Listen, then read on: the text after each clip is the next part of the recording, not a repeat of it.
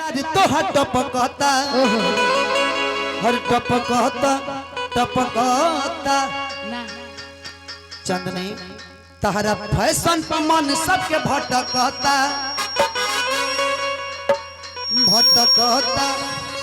तमालदार lover बिनले बाड़ू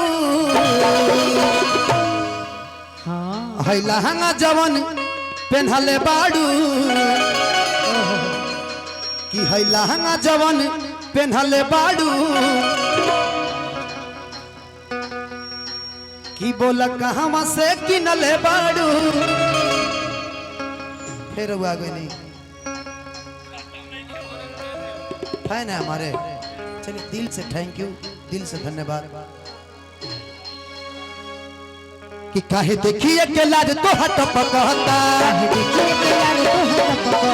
हमरा fashion पर मन तो हट पकहता काहे देखिए के लाज तो हट पकहता हमरा फैशन पे मन तो हट पकहता मालिदार लभर बिनले बाड़ू। ये हजारों हजार रुपए के पुरस्कार मालिदार लभर बिनले बाड़ू है लहंगा जवन पेन्हले बाड़ू है लहंगा जवन पेन्हले बाड़ू बोला कहवा से किनले बाड़ू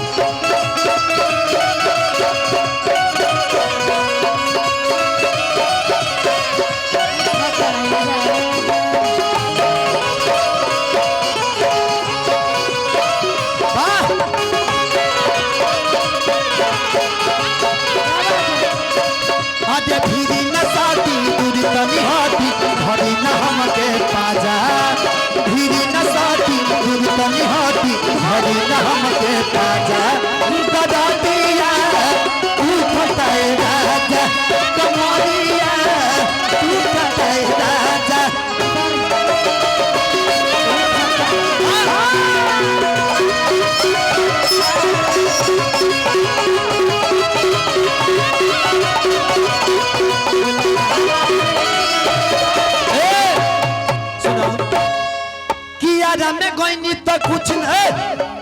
किया में गोइनी तो कुछ न भेटाइल जिला मोतिहारी में मन जहुआइल ओ जैसे लागल सिवान में पाता गोइनी जब छपरा तो साइज भेटाइल अरे में गोइनी तो कुछ न भेटाइल जिला मोतिहारी में मन जहुआइल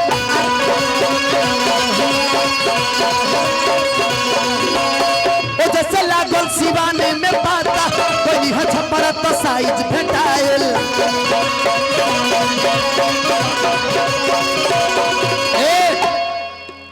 तो हमारा दिल के करार छीनले बाड़ू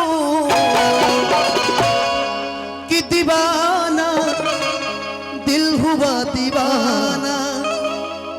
मोहब्बत क्या है अब ये जाना नजरे जो झूम के आई मुझे चूम के छाने लगा नशा हो दीवाना दिल हुआ दीवाना कि है लहंगा जवन पेन्हले बाड़ू बोला कहवा से किनले बाड़ू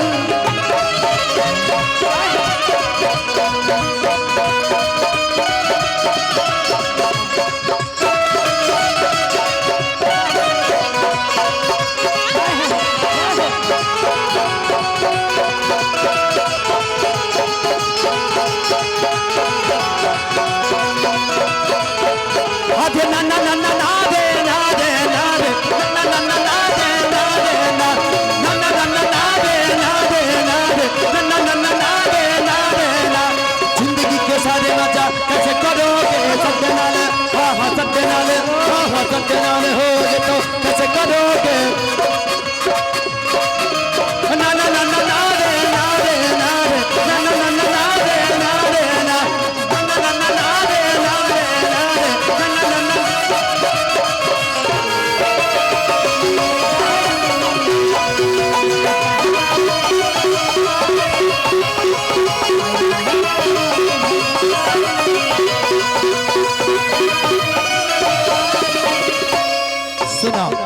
सुना है ना कहाँ घर था यूपी ना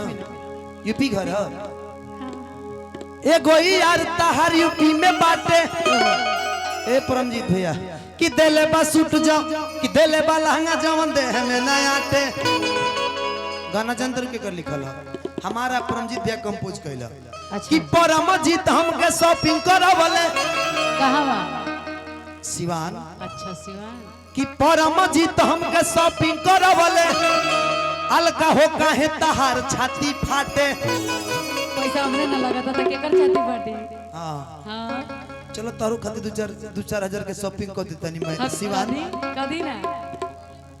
एगो तैयार हमार यूपी में बाटे दिले बसुत जब दे हमें नया दे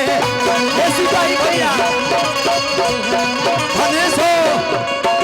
परमजीत हमके शॉपिंग करावले कहे धनेश हो तोहार छाती फाटे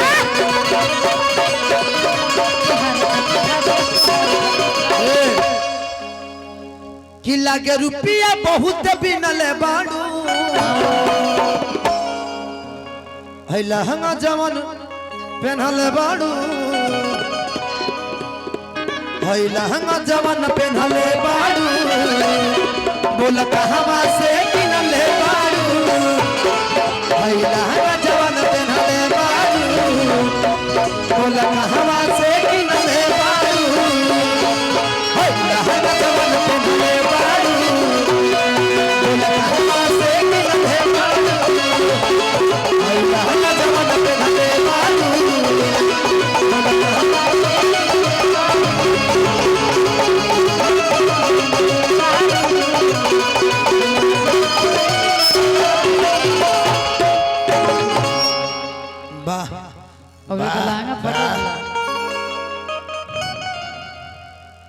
चार कीजिए ना एक गाना की फरमाइश बस सैड सॉन्ग के कि वासिक प्रेमी कहला कि भैया वो गाना के जरूर होगा दे हम कहने ठीक बा जी चाचा राउरो कोनो फरमाइश बा हाँ दो लाइनें कुछ आप बोलिए ना ना नहीं आइए 2 लाइन आप बोलिए उसके बाद फिर मैं चाहूंगा अलका जी के साथ बड़ा प्यारा गीत कि पियतानी तबे गोरी हम जियतानी